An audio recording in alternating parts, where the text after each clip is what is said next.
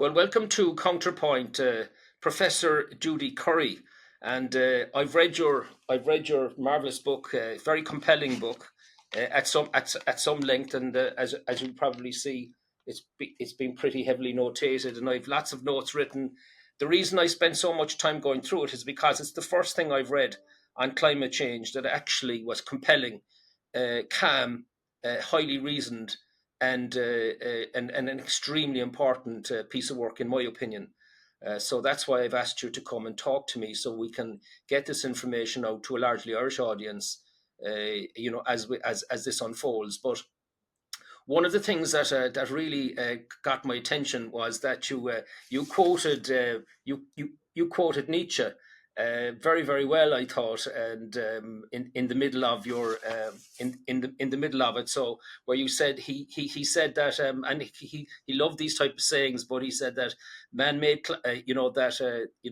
that basically, just trying to find it here now, that that you shouldn't become a monster. Be careful of chasing monsters lest you yourself become one. And I thought that was very, very interesting quotation that you had. And but before we get into the type of things you said, like for example, you believe that the 21st century is not going to be marked by apocalyptic climate change based on human CO2 emissions and so on. We're going to unwrap all that. But what really fascinated me and made your book very compelling was the 2000 and I think it was the 2005 Pauline conversion moment around the time of Hurricane Katrina, which hit New Orleans very badly. And coincidentally, you had co-authored a paper linking, hurricanes to warming, and it was the scientific response on the other side to that, which really was a test for me of you, where you took the scientific criticisms on board, and that actually started an entirely new journey for you. I thought that was fascinating. It's what made your book really stand out. So can you just walk us through, roughly what happened at that time?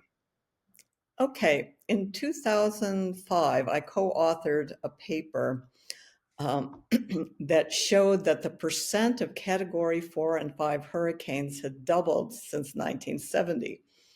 And we for the first time, we assembled a global data set on hurricanes. Previously, people had just looked at the Atlantic or the West Pacific, but we assembled a global data set.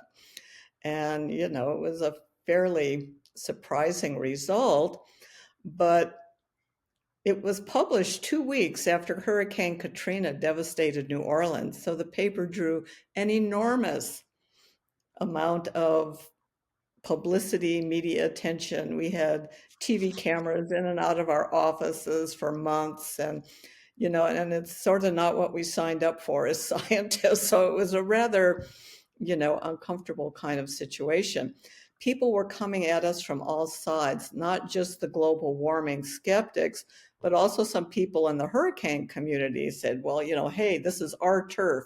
If there was any signal like that, we would have seen it, and they were going after us too. And, I was just totally taken aback by all this.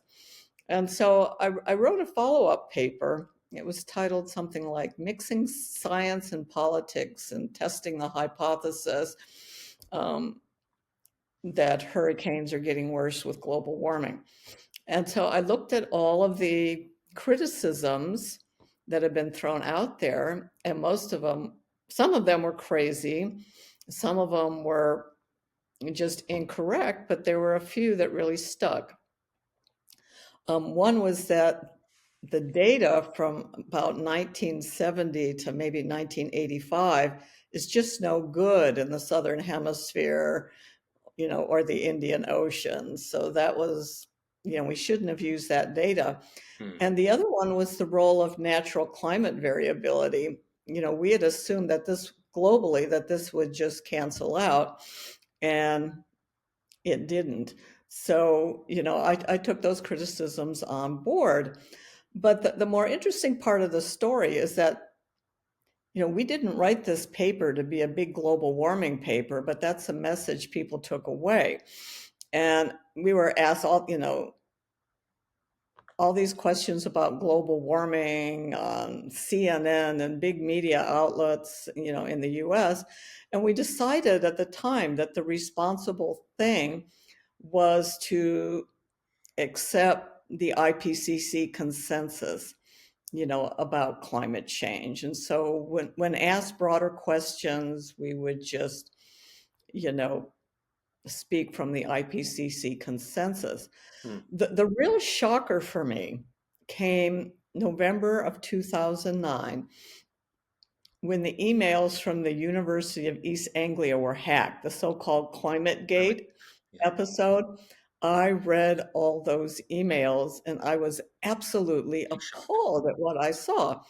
I saw scientists trying to keep data away from people they thought might criticize them. They were avoiding Freedom of Information Act requests. They were trying to get journal editors um, fired. They were trying to circumvent the IPCC assessment report rules, and on it goes.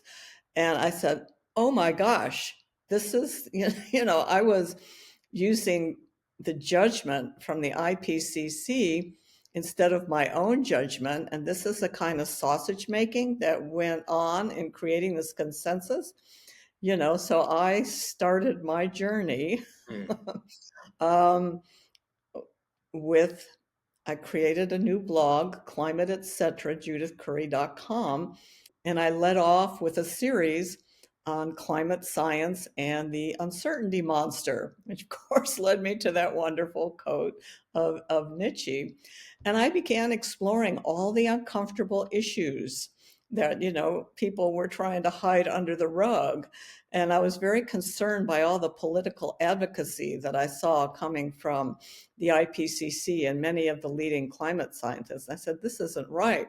Hmm. Okay, well, all that incurred the wrath of the important people, Hmm. in the climate establishment. They didn't like what I was doing at all. And it took them a while to figure out how to deal with me, but they finally came up with a strategy. Just call her a denier, throw her Yeah. in the camp, with the cranks and the oil company zealots, and that way we can dismiss her. Okay. What's fascinating, I think, about your journey, Judy, is that like you spent your entire career as a climatologist, specializing in hurricanes, atmosphere modeling, air to sea system, movements and connections, and actually climate modeling itself. And you've what I find compelling about your positioning in this is that you're arguing from both the inside and the outside of what's going on with the UNIPCC. And I just wanted maybe just to establish some of the background here. I think it was your book says that it was really around 1980, 1982 was it that the 1980 that the UN EP, the environmental protection side, really started to get going, and it identified fossil fuels. Let's target those. And then it was 1985. You say that it then unmoored itself from actual real science.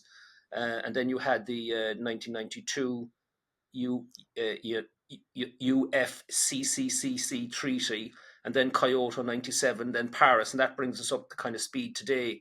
But what's really interesting is that maybe you can just respond. You correct me if I'm getting any of this wrong, by the way, because I'm just reading your material, and I may pick up things wrong. But what's very interesting is you said, look, the framing of all of this is faulty. I mean, they're framing it narrowly in on fossil fuels, and the kind of neutralizing, not entirely ignoring, but neutralizing some of the major other effects on the climate system that you describe as wicked, chaotic. In other words, it's a wicked problem, to use your words, and it's not linear. So therefore, the idea of just focusing narrowly on the wrong thing is creating the wrong solutions, and that really is the core of what you're saying. Obviously, with great detail. Is that correct?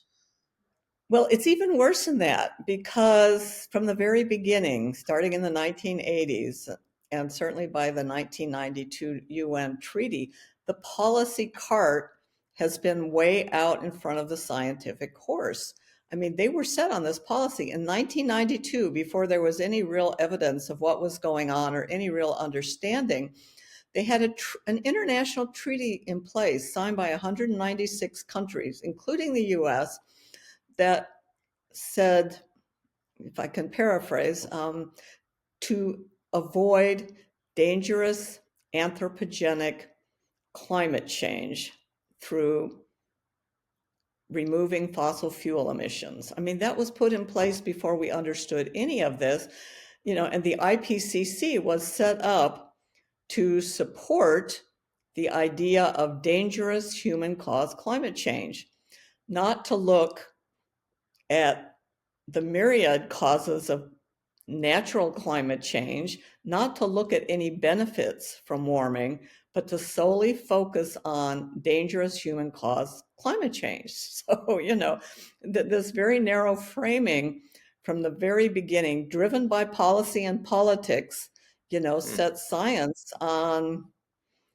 a really bad path.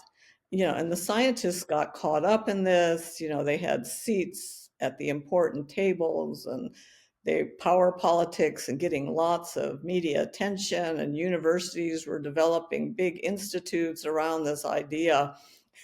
Everybody was on board, and then big business got involved, and then here we are, with a solution that isn't going to work to a problem that is really missing most of the point about climate variability and change. In layman's terms, it strikes me like a bad cop movie, like a whodunit, where the murderer is already identified without any evidence, and then we spend the next 30 years looking for the evidence to nail to nail them in prison. Yeah, it's become more like a legal case, Yeah, trying to find evidence to support one position, than it is about the scientific process of open questioning and skepticism and challenging and all this sort of thing. So it's more like a legal brief. The IPCC has become more like a legal brief than a yeah. scientific document. But then you talk about, which I found again, I kept turning your pages and saying, this is really interesting. This is the most interesting part of the book that I was finding even more interesting stuff. But to simplify it, what I found interesting is you're saying, look, the IPCC comes up with the science. Leave aside the quality of it for a minute and the narrow framing. We'll come back to that. But then the media then take the worst case scenarios and they blow it up in the media because that's what sells media headlines. And then the activists then amplify it even further because they're turning it into the world is over kind of. So there's three levels of amplification. There's level 1, level 2, and then level 3. Where end oil and closing down city centres with marches and throwing stuff at paintings, all that kind of stuff. Yeah, well, all of this is enabled by the UN officials Mm. making all of these apocalyptic statements. Even with the most recent sixth assessment report from the IPCC, they knocked down warming quite a bit, and the UN has now thrown out the extreme emissions scenarios. And so even from the UN, we're looking at maybe another 1.2 degrees warming over the rest of the 20th century, but they're crying code red, highway to hell, apocalypse, Yeah. from the UN Secretary General. So they're just amping this up, and they're giving all of these artificial, politically motivated deadlines that mean nothing, and they're impossible to reach. They're causing all sorts of economic hardship, political discord, and on we go. And they're they're on this path. They have a worldview that they're really looking for, non-governmental world control on some of these issues, There. Well, maybe and we can maybe, not going to maybe work. we can come to the linkages in just a minute. I just wanted just again to trying to bring the audience along on stuff that I've learned from your book.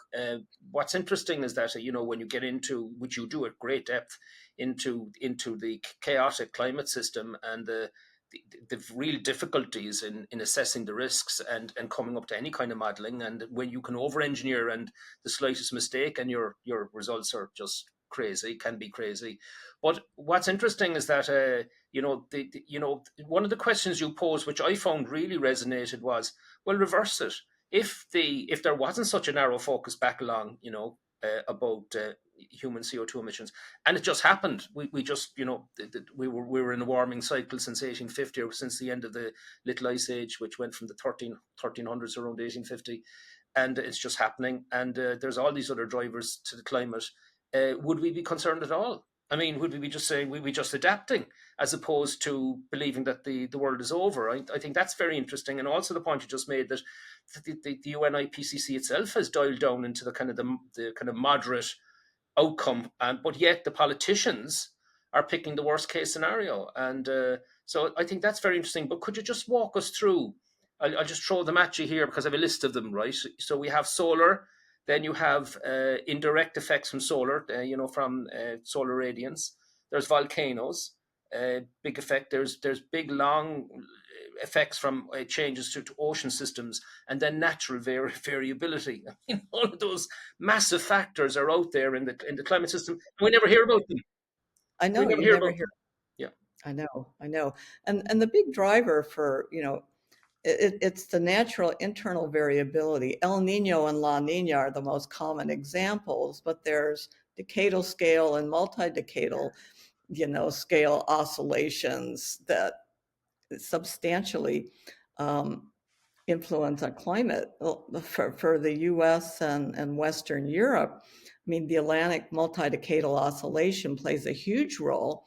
It's currently in the warm phase. That could shift to the cold phase on the time scale of a decade, which would have a big impact on weather in Western Europe in particular. Hmm. So, there's all these things going on, and it's very hard to, separate the slow creep of global warming from the impacts of natural weather and climate variability. And they claim to do this with climate models that ignore most of these processes, and they're simply not, fit for the purpose of separating this out. So there's a great deal that we don't know. But in terms then of just the solar side of it, I mean, basic physics. The sun is at 115 times bigger than the Earth, and it's the source of all the energy we've got coming onto the planet, and yet that's kind of neutralized by these models.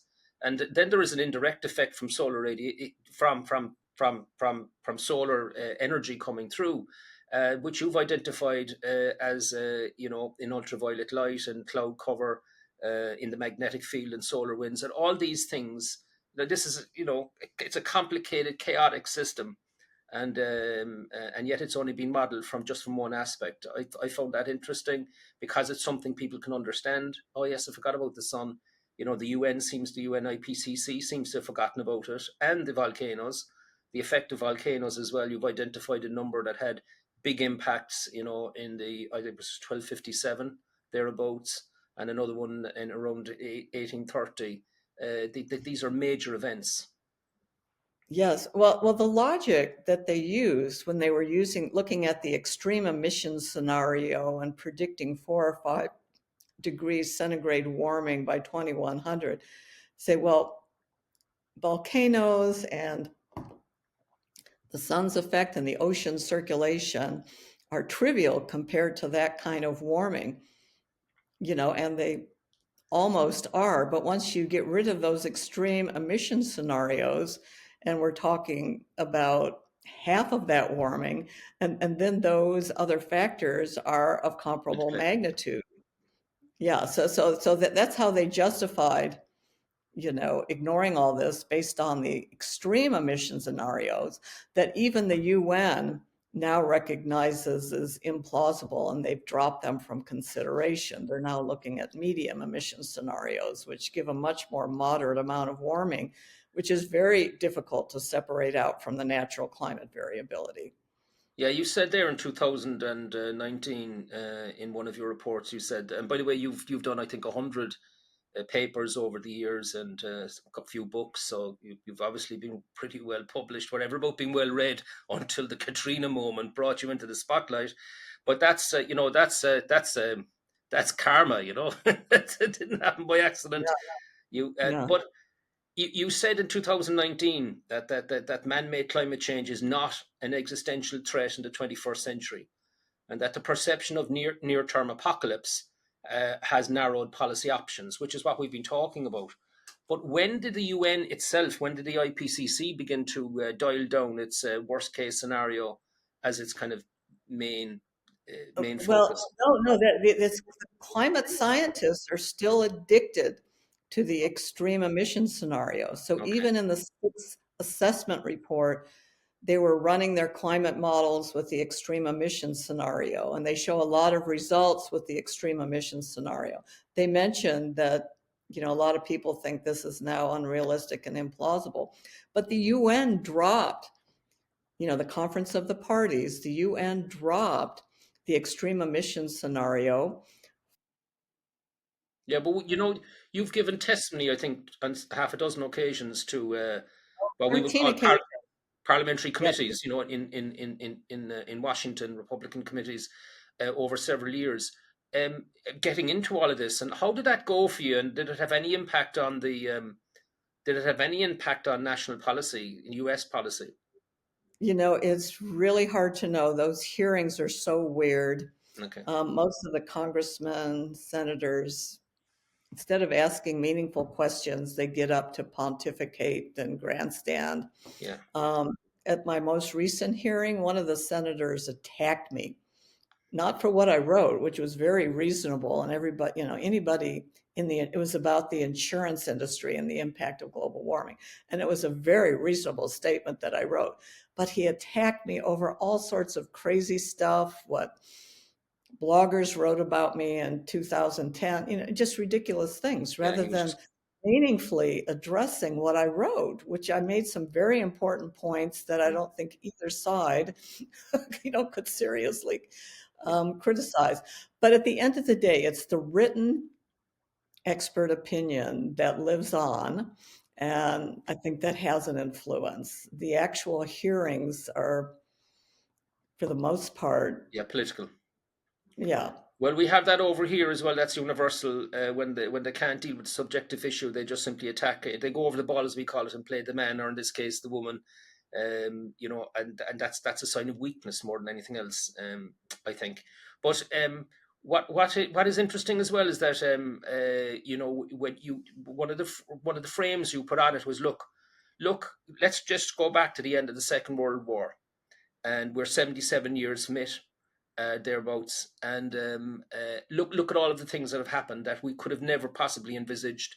The internet, mobile communications, satellites, all of the technology, the changes in the social structure, etc. It was just extraordinary.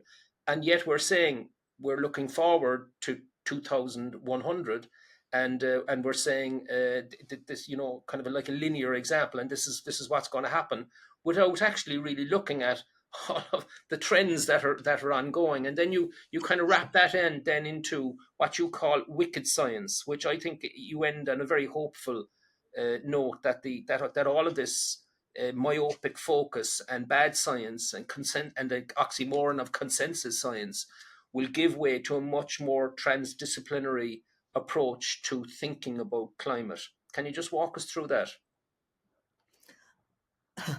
Okay, looking ahead to 2100, I mean, there's nothing that we have right now that will be of a value then, other than maybe some infrastructure.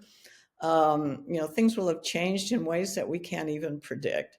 And the economists expect us to be 4 to 5 times more wealthy than we are right now, for any scenario of climate change. So we're not looking at a Mad Max scenario, or we're going to be worse off. We're going to be better off by 2100. The question, there's a whole lot of other social issues. I mean, the whole climate change issue is really more of one of development rather than the environment, helping the underdeveloped countries come up to snuff. But that's being thwarted, by current policies that are all focused on net zero, and we're neglecting, um, previous development Yeah, priorities and even most of the UN sustainable development goals in our rush for net zero. And this makes absolutely no net sense. zero. Yeah, So, in terms of moving forward, like on this issue, and I use the pandemic is also a parallel issue because that's similarly complex and requires a wicked approach. You need many disciplines. You need to acknowledge the deep uncertainty. You need to explore the complexity, and you need to do all this in concert with decision makers and stakeholders, because there's a lot of different values in play here. And we have to, find common ground, try to find some small win-win solutions. We're not going to solve climate change. We're not going to solve pandemics, but let's find some win-win solutions. Let's figure out how to manage the effects. And So when you say transdisciplinary, then, and just picking up what you're talking about people that understand, human psychology, like as Professor Desmond might call it, mass formation, the way we can get involved in echo absolutely. chambers, and Well, then the engineers. engineers, Yeah, but we need the engineers in yeah, this whole net zero thing. Nobody's listening to the engineers who yeah, say, we can't accommodate all this wind and solar. You hear about the crazy amount of wind and solar that China's installing. Well, it's producing 7% of their electricity because their grid operators don't know how to or don't want to incorporate it because it adds so much instability to the grid. yeah, So it's science, it's engineering, it's the social yeah. sciences, it's the decision makers, it's the general public. All sorts of people have a stake in this, and we need to acknowledge that, and that there's no silver bullet solution here. We need some silver buckshot, a scattering. Yeah, some of the calculations, Judy, on the cost of getting to net zero, which reminds me of COVID zero. It's ringing in my ears. To net zero, by mid-century, is going to rate, depending on who you read, is going to rate somewhere between 50 trillion and 150 trillion of spending. And I mean, your point is, yeah, but like Africa requires a massive amount of infrastructure spending and spending on water safety and transport and all of the other things to lift them up and make them capable of dealing with changes in climate, and that's not happening because the West is myopically focused on this framing that occurred in 1980 and has just been carried forward ever since. It's bats, isn't it?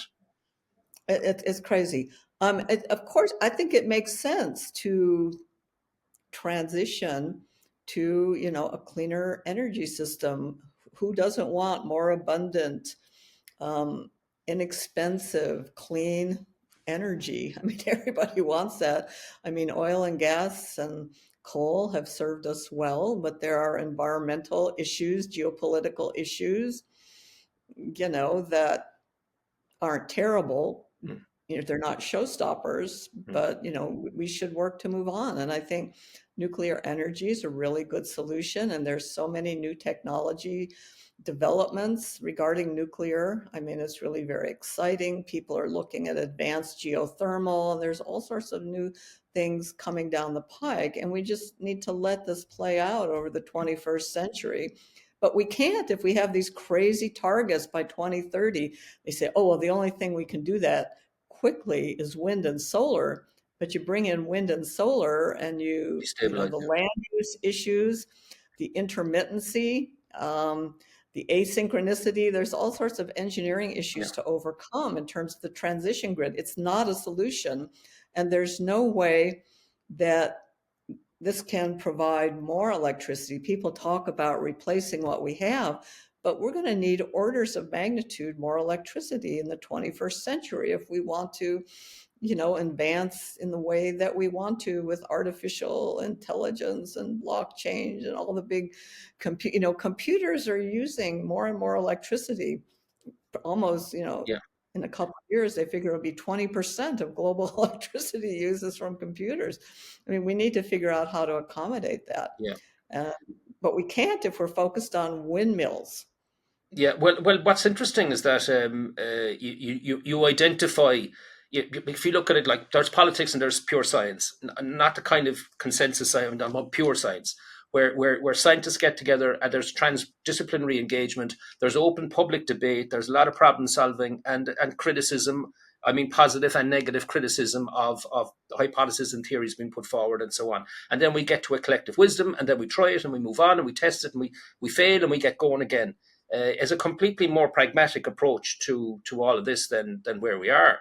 But what's interesting is that you identify Germany, the recent example of Germany deciding and on the precautionary principle, oh, we've got to get rid of nuclear, which you've just mentioned, and then they end up basically as a vassal state of Russia, bringing in Russian gas and turning it into Chinese Chinese cars and washing machines and whatever the hell for the Chinese to buy, and then they get completely exposed when Russia crosses the border in February 2022 into the Ukraine. I mean, that's a classic example of the precautionary principle, which is where we are with the modelling, getting into extremely serious trouble. The challenge, the precautionary principle is very poorly suited to these complex, wicked problems because the cure is often worse than the disease, and it's very difficult to imagine all the unintended consequences. So, drastic changes. I mean, it comes from the hubris that we can control things like the climate and pandemics. We can't control them. We can seek to better understand and to manage the situation. We're not going to ever be able to control it. Yeah, you've drawn some parallels with it because obviously you were writing the book at the back end of back into the worst parts of COVID and all of the stuff that went around with it. So obviously it was in your mind, but there are parallels there. Okay, the climate change is over many decades already, and it's looking even longer term. COVID was within a much shorter time frame. But can you just talk us through what you saw as the parallels? Well, I think the first parallel that I mentioned was the consensus thing. Back in March and April of 2020, when all this started, we had no idea what we had. There were two articles published by teams of epidemiologists and health scientists in prestigious journals, Science and the New England Journal of Medicine, stating a consensus that this was naturally caused and that anybody thinking that this came out of a lab was a conspiracy theorist and racist against the Chinese. Okay. And so this was published and this was declared to be the consensus. And people who said, wait a minute, we think it might be caused by this lab, what was going on there. These people were immediately canceled from Twitter, Facebook. Many of them lost their jobs. And this idea that this was of natural origin was ruthlessly enforced. And then about 15 months later, an investigative journalist started looking at all this, including the authors. And the lead author on one of those journal articles had funded the research in the Wuhan lab. And he was trying to, redirect attention away from anything that might have been going on in that lab. And that broke the whole thing open. Then you had all these epidemiologists and health scientists that said, of course, we think it could have been caused in the lab. But, we didn't want to speak up because we didn't want to be canceled. We didn't want to lose our funding and so forth and so on. So what's surprising is not that the consensus was overturned, it's that it was enforced so ruthlessly for over a year. So that's one consensus. And then the other parallel was really the application of the precautionary principle, thinking that we can control this. And we've found out in both cases that we cannot control the climate, we cannot control a pandemic.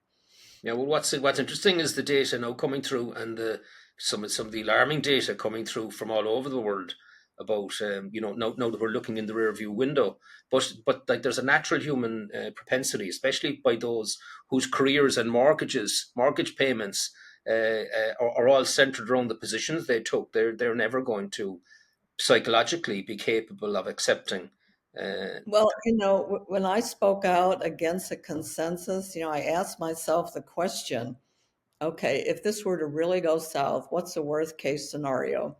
Well, that I would lose my job on a time scale of, say, 5 years, that I would find it more difficult to publish, that I would find it more difficult to get research grants.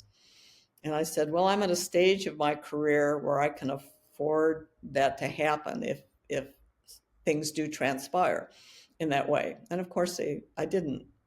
I resigned my faculty position voluntarily, but that was after I had been completely marginalized. mm, And it was made very clear to me that the administration wanted me gone. So yeah. I left. But I mean, if you feed that into what's going on, then I think the point is that the grants that are being given to do the research are all biased towards reinforcing the human caused climate change thing all the way through, and that nobody gets a cent unless they're playing to that hymn sheet. Oh, yeah, there's very little vocal disagreement amongst people working in universities. You get people who see things like I do, young scientists see the writing on the wall. They either go into the private sector or work for think tanks or as Mm. journalists or something like that. They don't try to survive in the university ecosystem because it's very, very unfriendly to alternative perspectives. Yet cancel culture, at least in the US, is just terrible in the US universities. Yeah, it's toxic. It's toxic over here as well. I can tell you. The interesting thing then for me is that in very recent times, just looking at media, the head of the UN seems to be completely losing his marbles. To be my words, by the way, not yours. In terms of the recent statements coming out, it's all the world is coming to an end. Al Gore is back on the beat.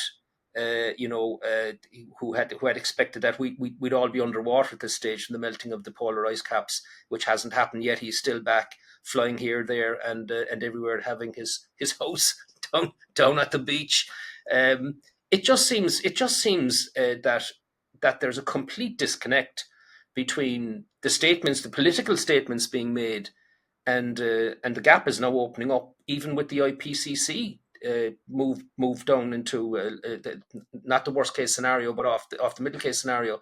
I mean, how long do you think? I know it's not a scientific question, but how long do you think they can sustain that artificial gap between reality and what they're saying?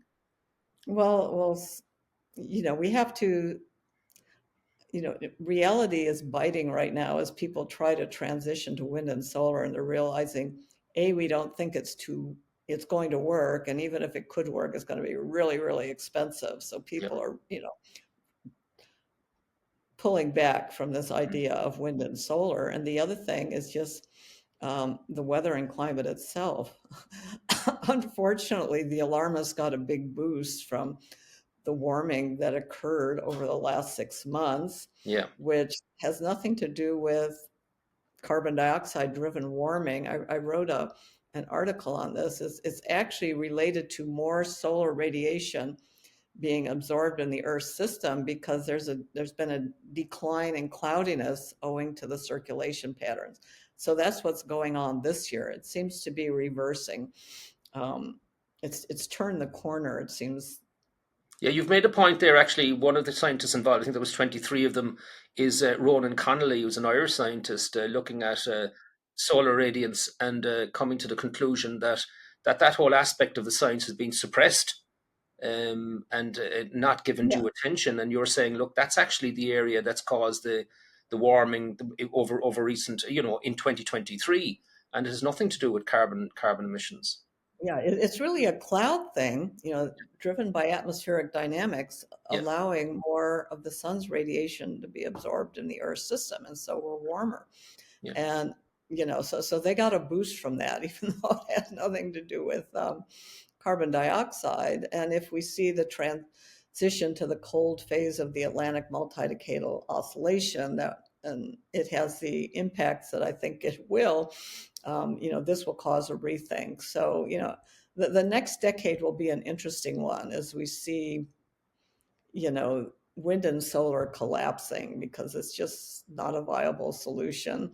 Um, and, governments, people, I mean, elections. I mean, we've seen Argentina and the Netherlands, Yeah. with the people, when you have a democratic country, people just don't like this. They see what's happening. Yeah, because I mean, Uh, yeah, because when you go to the extreme, you're being asked basically to become extraordinarily poorer in order to reach these targets, which is unworkable. But on the other side, then, if you want to look at linkages, we see with the World Health Organization proposed treaty 2024, they're now building in climate change as one of the things that they can get involved in, and the director general can declare a health emergency without referring to member countries. There seems to be a connection there. The World Economic Forum, those old pals of ours in that meet in Davos every year, they're saying now that the major issue of their top three issues over the next 10 years is climate change failure. And meanwhile, the UN and the EU are talking about digital IDs, and the Bank for International Settlements, through the central banks, are talking about bringing in, our advanced stages of bringing in digital currency. So you can see how all this could link up between your controls programmable spending through your digital wallet and the capacity of these non-elected transnational institutions just taking over the running of the planet as they see it themselves and imposing their will on the human population. That's it. Like that was the stuff of conspiracy theories some years ago, and it all just seems to be clicking into places. yeah, this whole idea of non-governmental world control, it goes back to the foundings of the UN. And I just read a fascinating PhD thesis, which really traces it back to the Rockefellers in the 1950s, who saw the climate and environmental issues and health as the two big pathways for this non-governmental world control. And this is playing out in very unfortunate ways. But in the U.S., the population is pretty evenly divided Mm, between people who support the more European worldview and people who are, completely against it. mm, And so, we oscillate every 4 years between, administrations, one direction and the other. So it's a much harder thing to pull off in the US than it is in Europe, because we have a strong thread of, mm. I shall say, dissidents in the US. If you leave aside the politics of it for a minute, and even the economics of it, because if the economics of it fails, I mean, we're gonna have to change anyway. But what's very hopeful about your book, I think it's optimistic in terms of it's looked through to the end of this century and saying, look, we're fine.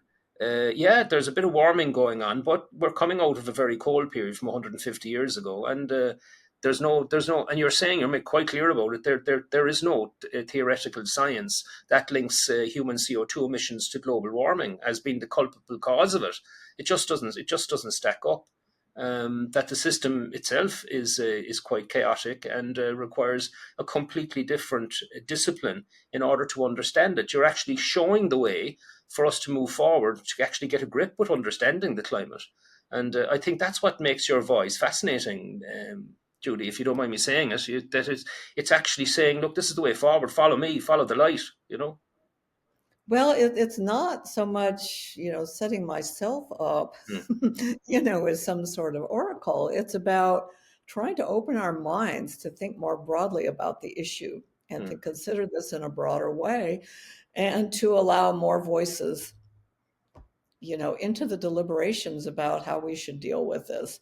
We need to get rid of the simplistic, excuse me, the simplistic solutions, the precautionary principle that just doesn't work for these complex, wicked problems, and figure out how to carve this up into bite-sized, human-sized problems that we can actually deal with and make progress on. Well, with my understanding, for what it's worth of economic linkages, it's going to take some time before the big ship turns around, before the trillions that have gone into this kind of cyclops view of climate is going to admit that this isn't working, and population wakes up to realize that this is simply programming, and it's not working. The reality is different. But in the meantime, we're unfortunately we're burdened with linking everything now to climate change. In economic downturn, even the health system, climate change, and any kind of extreme weather events, which have become less common over the century than they had been before. It's extraordinary that it's now linked to any kind of weather event is climate change. Well, this gives the decision makers an out rather than blaming on poor decisions, poor policies, poor governance. They just go, it's climate change, you know, and it gives them an out for making bad decisions.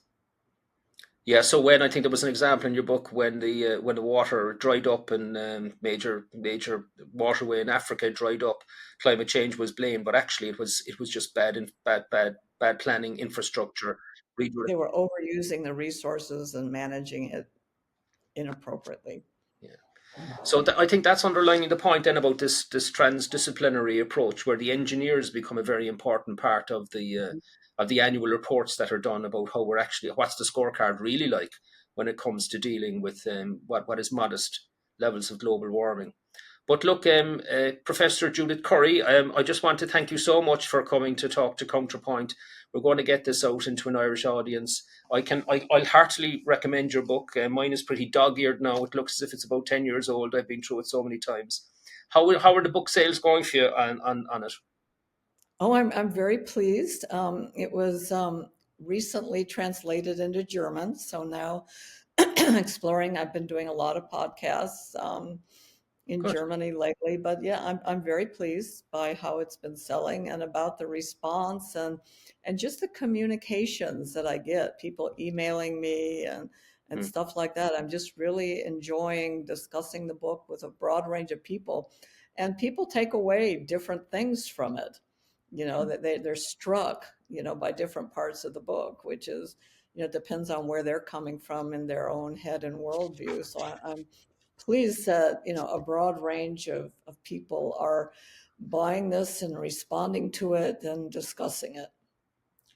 Well, I can heartily recommend it anyway. Climate Uncertainty and Risk: Rethinking Our Response by Professor Judith Curry. And my favourite saying, which I'll finish with, if I may again, because it absolutely just nails it, and it's Nietzsche: he who fights with monsters might take care lest he thereby become a monster.